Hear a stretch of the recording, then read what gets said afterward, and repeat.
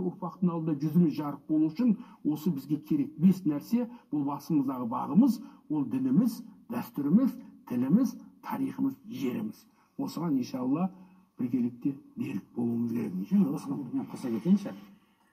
Бұндай адамдардың шығуы, бұндай оқиғалардың орын алуына мен жеке өз басым таңғалмаймын. Неге?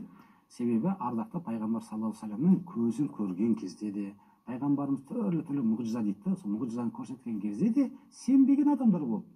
Пайғамбарымызға тіл тигізгендер болды, Құдайға тіл тигізгендер болды.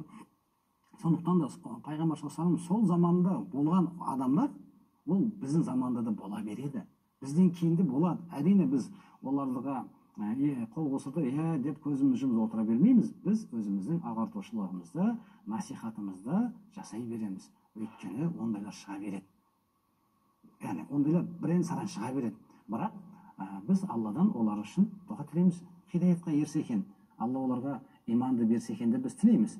Себебі адасу деген ол енді әп-сәтте ғой.